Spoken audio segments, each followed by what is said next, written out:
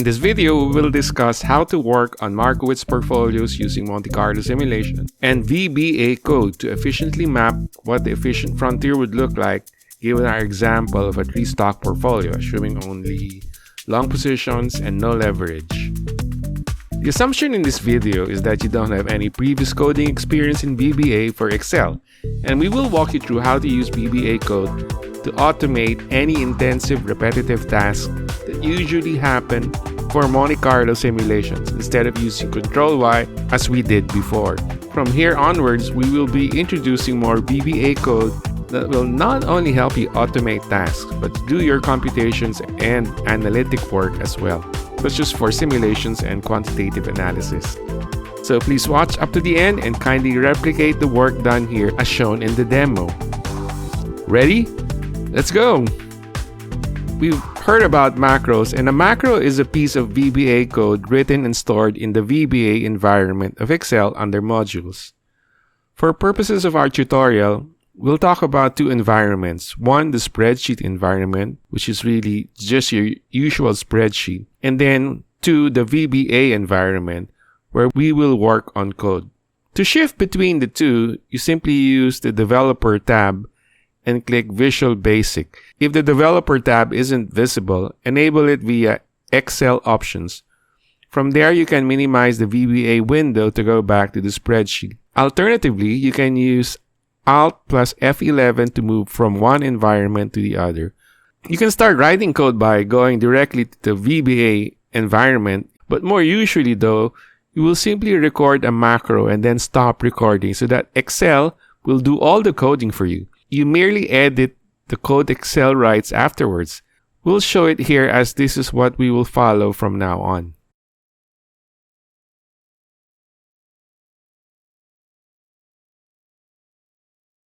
Note that all code will be executed one line after another from top to bottom. Here, nothing will happen yet, and all the text will be in non-executable code, meaning this will just be description to help you document your code. How do you know? Because all the code between sub and end sub start with an apostrophe. To make code non-executable code, simply put an apostrophe at the start of the line and Excel will not run the code, knowing that it's merely documentation rather than executable code. And please note that documentation is very important. Sometimes we'll forget what we wrote 3 months ago, and that documentation that you wrote will help you remember what you did before. Next, to show how to get or put data from one environment to the other, let's start with putting code from VBA to the spreadsheet.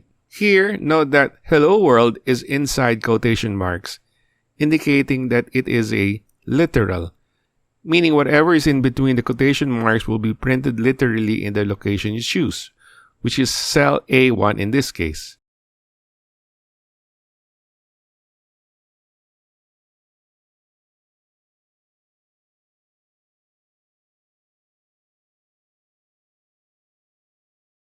If you run this code, you will see Hello World printed in A1 of the spreadsheet. How to run the code? In the VBE, place your cursor inside the macro and press F5 or click the Run button. Alternatively, in Excel, go to the Developer tab, click Macros, select your macro, and click Run.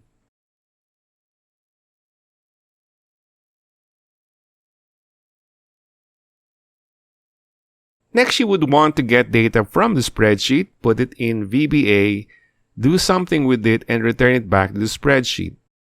So in the code below, we will get the value in A2 of the spreadsheet, put it in a variable in VBA called variable1, and do something with it. Here, just multiplying it by 10. Then we put the output in B2, but we'll be writing two codes to help you distinguish a literal from a variable. Note the difference between output in between the quotation marks and output without the quotation marks. The first one printed on B1 will be a literal, while the second one will print the result of the variable called output. So do note the difference between a literal and a variable.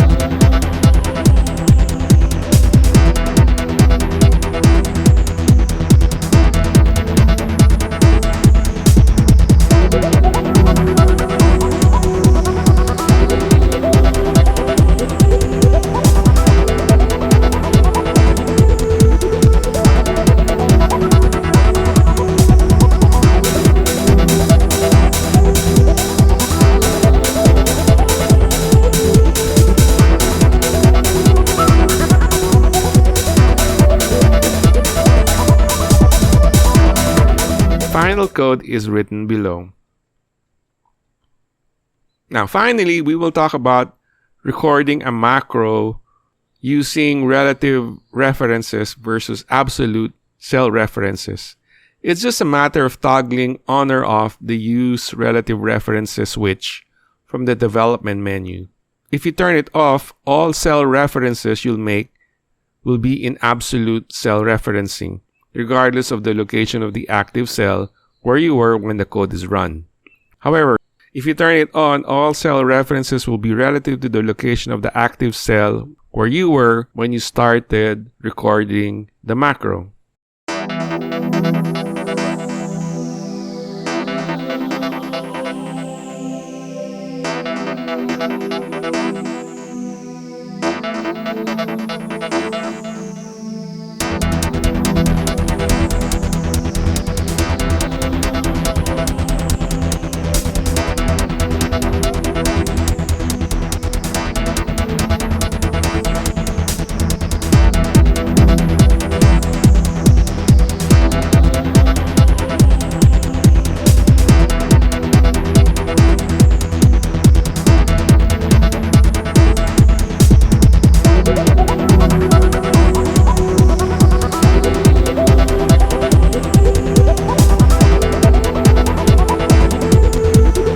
Below is the code when absolute cell referencing is used when recording macro and copying whatever is in A2 to B2 to cell A4 using paste value. Now, below is the code when relative cell referencing is used when recording macro and copying whatever it is in A2 to B2 to cell A4 using paste value. Note that it is presumed that you are starting from A4 here when you run the record macro, so the code will reflect the beginning point. Here's what the code looks like. Notice you can simply reuse the code that Excel wrote for you. Here, the selection.copy code and the selection.paste special code. You don't have to touch that part of the code. Now, the most obvious difference between the two macros is that macro 3 uses the offset code, which tells you that you are in relative reference mode.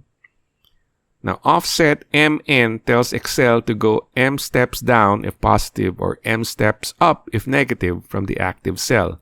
The second number tells Excel to go N steps to the right if positive or N steps to the left if negative. Since you are starting presumably from A4, then this is what the code would look like. This means you have to go up 2 steps from the active cell. The range A1B1 code could be confusing, but it merely tells Excel that whatever you are in right now, treat that as the relative cells A1 to B1, as if the spreadsheet is anchored on the cell reference that you target, and then you start treating A, B, C from that anchor point. Finally, the select part of the code means that you'll make the cell that you mark as the active cell, changing therefore the new anchor cell. After the copy command, you'll now move the active cell down by 2 with the offset command, since you want to print the values 2 steps below the active cell. And again, make that the new active cell. Then simply reuse the code to do the paste value command. And that's it. For our next part, remember to save everything as an Excel macro-enabled spreadsheet. Then close that worksheet.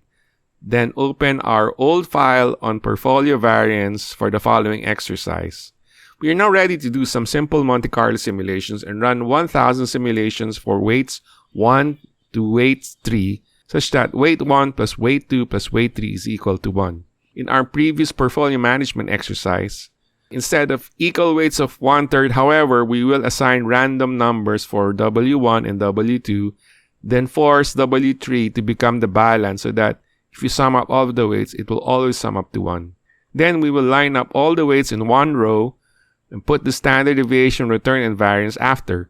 The idea here is that we will simply copy-paste the values below, then run 1000 simulations to graph the risk-return chart, with risk or standard deviation in the horizontal axis and return in the vertical axis. So instead of doing Ctrl-Y, we will now use VBA code to do this more efficiently. First, let's rearrange the spreadsheet so that we can simply copy-paste value downwards using Ctrl-Y to see how things work.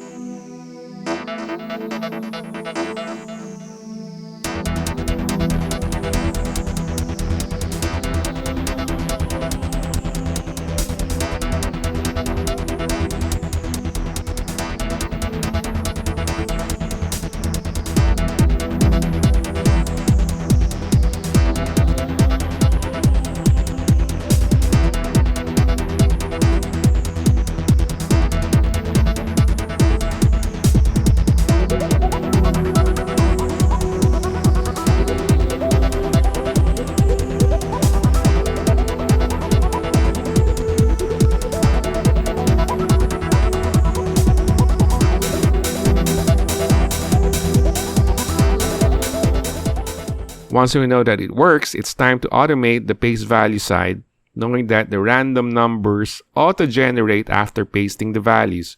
So we know that the numbers are reseeding properly. To write the code, simply ask Excel to record new macro, then copy and paste value that you just did a while ago, then stop recording. Then go to the module to revise the code that Excel just wrote.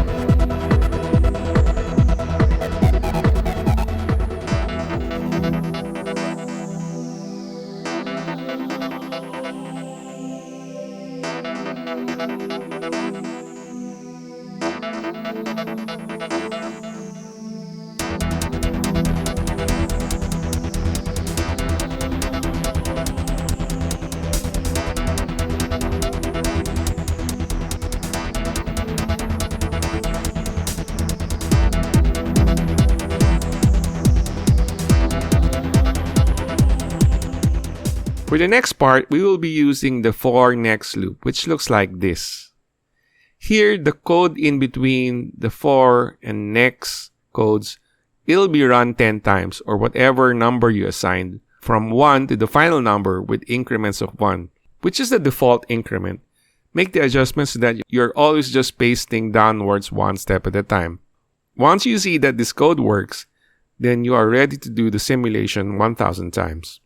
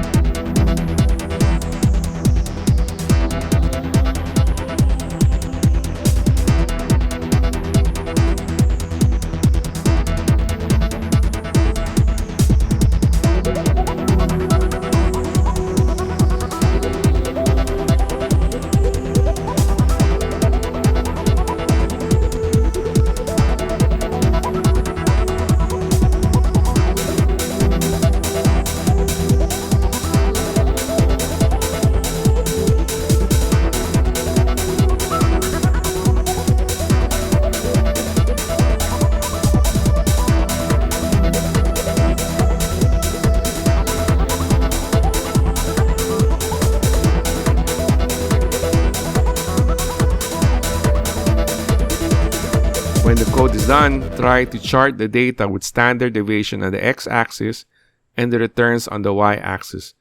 Your chart should look very similar to this.